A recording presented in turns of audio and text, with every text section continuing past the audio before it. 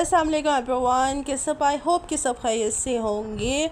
आज की हमारी वीडियो है उर्दू कंपलसरी के according guest paper and paper pattern इसलिए समझा रही हूँ क्योंकि पास पेपर्स में ना कुछ मिस्टेक्स दी गई हैं। जो 10 ईयर आप लोग ख़रीदते हैं अनसॉल्व वगैरह, उसमें मिस्टेक्स होती हैं जो आपको मैं समझाने के लिए वीडियो बना रही हूँ। और ये जो गेस्ट पेपर है ये ADA, ADC एंड ADC तो नहीं फ़िलहाल, ADS वालों के लिए सेम है, यानी BA, BSc एंड ADA और ADS के लिए। ठीक है, सबसे पहले आपको स्क्रीन पे पेपर नज़र आ रहा है जो कि 2023 एंड 24 में जो हुआ था उसका पेपर है।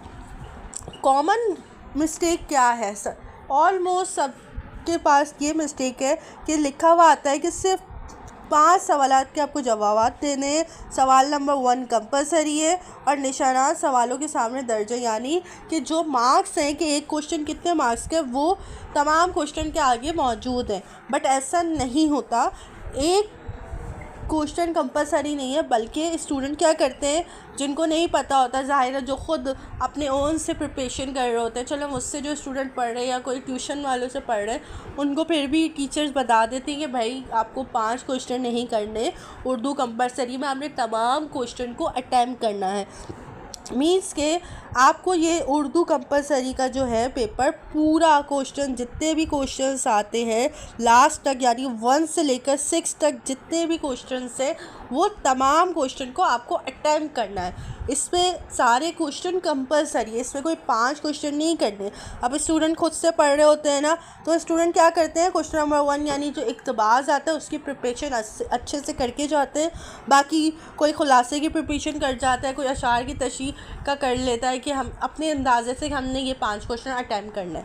बट जब पेपर पास आता है उसमें लिखे होते हैं तमाम क्वेश्चंस के आंसर आपको देने, तो स्टूडेंट परेशान हो जाते हैं, ये कैसा है, ये पेपर तो बिल्कुल पेपर पैटर्न चेंज हो गया है। तो ऐसा नहीं है, ये पास पेपर में मिस्टेक्स होती हैं। तो इस वजह से ख़ास तौर पर वीडियोज़ बना रही हूँ ताकि आप लोग को अच्छे से हर चीज़ क्लियरली समझ आ जाए। जी, तो क्वेश्चन नंबर 1 जो आता है इक़्तिबास का, वो आपको एक करना होता है। वो मैं आपको बताती हूँ कौन से चैप्टर्स इम्पॉर्टेंट हैं।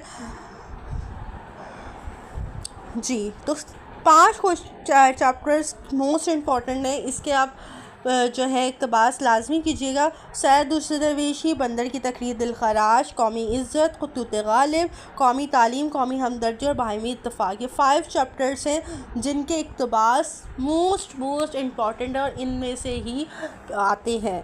ठीक है, सेकंड क्वेश्चन हमारा आता है, मंदरजा झेल में से किसी एक सबक का ख़ुलासा लिखें, यानी 3 आपको ख़ुलासे दिए जाते हैं, उनमें से कोई भी आपको एक अटैम्प्ट करना होता है। आपको कौन कौन से चैप्टर्स में से ख़ुलासा इंशाल्लाह आएगा? सैर दूसरे दरवेश की, स्याह सफ़ेद, जानी दुश्मन, मुफ़्त करम दाश्तर। इंशाल्लाह जो मैं आप लोगों को गेस्ट पेपर प्रोवाइड कर रही हूँ, जो मैं आपको याद करने के लिए दे रही हूँ, आपको पूरे गेस्ट पेपर करते हैं। इंशाल्लाह गेस्ट पेपर में से ही आपका पूरा पेपर आएगा। बट ये है कि आपको जो है पेपर, जो गेस्ट पेपर दे रही हूँ, वो आपको पूरा मतलब पूरा पक्का याद करना है। ये नहीं कि आपने गेस्ट पेपर के अंदर से भी कुछ ना कुछ क्वेश्चन छोड़ दिए, बेशक उर्दू ही क्यों ना हो या और भी कोई सब्जेक्ट के, जो भी मैं आपको गेस्ट पेपर दे रही हूँ आपको वो सारा पूरा याद करना है। फिर ही मतलब अच्छे से तैयारी करके जाने, फिर ही आपका पेपर अच्छा होगा। अच्छा, फिर आता है क्वेश्चन नंबर 3। अच्छा, ये क्वेश्चन नंबर 3 जो है ये अशार की तशरीह का भी आ सकता है, वरना क्वेश्चन नंबर 3 जो है नसर निगार भी पूछा जा सकता है। ये क्वेश्चन आपको आगे पीछे करके भी पूछे जा सकते हैं और लाइन से जिस तरह भी स्क्रीन पर नज़र आ रहा है आपको उस तरह भी पूछे जा सकते हैं। अच्छा, सवाल नंबर 4 जो है फ़िलहाल 3 भी आ सकता है, 3 नसर निगार का भी आ सकता है और अशार की तशरीह का भी आ सकता है। ठीक है, अब जैसे कि मैं आपको फ़िलहाल पेपर के अकॉर्डिंग ही समझा रही हूँ। सवाल नंबर 3 में पूछा गया है कि मंदरजा झेल में से किसी 3 अशार की आपको तशरीह करनी है।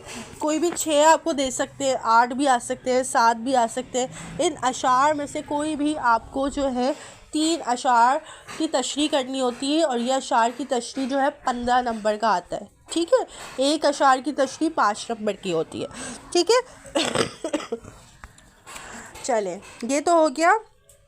इसके साथ क्वेश्चन नंबर फिर आता है कि बंद की तशरीह करनी है। बंद से और नज़म का खुलासा या मरकज़ी ख़्याल में चॉइस होती है, या तो आप बंद करें या तो आप नज़म का मरकज़ी ख़्याल या खुलासा जो भी आता है वो करें, ठीक है। लेकिन आपको दोनों में से एक करना होता है। मोस्टली स्टूडेंट बंद नहीं करते क्योंकि बंद 10 ईयर से बहुत कम रिपीट होता है, पूरे बंद स्टूडेंट्स को याद करने पड़ते हैं, तो इसलिए वो नज़म का खुलासा या मरकज़ी ख़्याल जो पूछा जाता है वो करते हैं। अगर तो आप अशार की तशरीह अगर करते हैं तो अशार की तशरीह इन एयर की लाजमी याद कीजिएगा।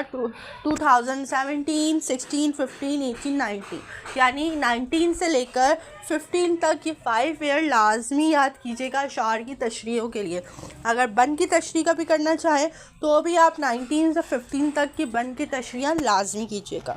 अगर आप बंद नहीं तो मरकज़ी ख़्याल कर रहे हैं, नज़म का मरकज़ी ख़्याल या खुलासा, तो कौन सा टॉपिक, कौन से चैप्टर का करना है? रफ़ात, अज़ान, कुल नफ्सुल ज़ायक़तुल मौत, मर्सिया गालिब एंड दुरंगी, ठीक है। 5 चैप्टर हैं। 5 इसलिए दिए, ज़्यादा मुश्किल नहीं है, इजी है, ठीक है, और ज़्यादा बड़े भी नहीं। आप नॉर्मली रीड भी करेंगे, आपको वो टॉपिक ईज़िली, आपको खुलासा या मरकज़ी ख़्याल जो एक ही आता है, ठीक है। अगर खुलासा लिखा जाए तो भी आपको वही चीज़ लिखनी है, मरकज़ी ख़्याल लिखा जाए तो भी आपको वही चीज़ लिखनी है, तो एक ही चीज़ आपको याद करनी होती है।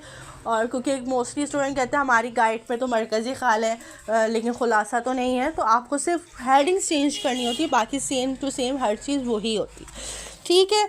उसके बाद क्वेश्चन है नसर निगार, जो 3 में से कोई एक करना होता है। नसर निगार जो है आपको मैंने 4 दिया, हर चीज़ मैंने 4 दिए क्योंकि काफ़ी टाइम बाद पेपर्स हो रहे हैं, तो आपको ये भी पता है बीए और एडीए दोनों के साथ हैं, बीएससी वालों के भी साथ हैं, तो इसलिए इस सब के एक साथ गेस्ट पेपर बनाया गया है, तो इसलिए आपको 4 एटलीस्ट करने हैं ताकि आपको पेपर में कोई मुश्किल ना हो, ठीक है। इंशाल्लाह बस आप पूरा गेस्ट पेपर करेंगे, इंशाल्लाह पेपर इसी में से ही आएगा, ठीक है। और जो मुझसे स्टूडेंट पढ़ रहे हैं उनको तो ऑलमोस्ट माशाल्लाह से पूरा गेस्ट पेपर पहले से ही याद है, उनको तो कोई परेशानी है ही नहीं। अच्छा, तो नसर निगार मैंने कौन से दिए? मीर अमन देहलवी, मौलवी अब्दुल हक, सर सैयद अहमद ख़ान एंड अलामा शबली नोमानी। और शायर पे तबसरा भी आपको एक करना होता है, वो भी मैंने आपको 4 दिए हैं। मीर तकी मीर दर्द, अलामा इकबाल एंड मौलाना हसरत मोहानी, ठीक है। फिर आता है लास्ट क्वेश्चन हमारा मज़मून के अकॉर्डिंग। अच्छा, ये मज़मून तो मैंने आपको सेंड जो किए हैं, उर्दू बहैसियत सरकारी ज़बान या उर्दू ज़बान का किरदार, जो उर्दू ज़बान का एक मेन जो मज़मून होता है उर्दू ज़बान पे, आपको वही याद करना है। और उर्दू ज़बान के अकॉर्डिंग एक पाकिस्तान स्टडीज़ में भी टॉपिक आता है, अगर आप वो लिखना चाहें, मोस्टली स्टूडेंट कहते हैं कि मिस हम वो लिख सकते हैं, तो हाँ आप वो भी लिख सकते हैं, ठीक है। सेकंड है मुल्क की तरक्की में तलबा की अहमियत। थर्ड है जदीद साइंस रहमत है या ज़हमत। फोर्थ है कौमी यकजहती के लिए कौमी ज़बान ज़रूरी है। अच्छा, ये जो 4 टॉपिक है इंशाल्लाह उम्मीद तो यही है कि इंशाल्लाह इसी में से आएगा। इन 4 को तो लाजमी आप लोग देख लीजिएगा। बाकी जो आजकल के जो हालात चल रहे, वैसे मज़मून इंग्लिश हो, उर्दू हो या कोई भी लैंग्वेज में मज़मून आता है, तो वो हालात को देखते हुए जो आजकल की सिचुएशन चल रही होती है उसके अकॉर्डिंग ही जो है मज़मून दिया जाता है। अब जैसे जंग चल रही है ईरान अमेरिका या अफ़गानिस्तान लोगों की, तो उससे क्या होता है कि उसके अकॉर्डिंग ही अफ़गानिस्तान इसराइल लोगों के साथ जो चल रही है उसके साथ भी मज़मून आ सकता है। इंग्लिश में भी ये टॉपिक आ सकता है, उर्दू में भी आ सकता है। तो मीन्स कि जो सिचुएशन, जो हालात चल रहे हैं, जैसे पेट्रोल का बहरान चल रहा है, हो सकता है पेट्रोल के बहरान में भी आ जाए। मीन्स कि जो आजकल की जो सिचुएशन चल रही है उसके अकॉर्डिंग भी मज़मून आ सकता है। वैसे मज़मून सिचुएशन को देखते भी आता है। बाकी इनमें से जो मैंने आपको मज़मून बताए हैं इंशाल्लाह उसी में से आएगा। इनको तो लाजमी देख लीजिए, ठीक है। उम्मीद है कि आपको अब अच्छे से हर चीज़ समझ आ गई होगी। नहीं आई हो तो बता दीजिएगा। गेस्ट पेपर का जो ड्राइव है वो मैं लिंक आपको डिस्क्रिप्शन में भी दे दूँगी, अलग से ग्रुप में भी शेयर कर दूँगी। अगर आप वीडियोस में ना देख सके तो आप उसको उसके अकॉर्डिंग PDF भी देख सकते हैं।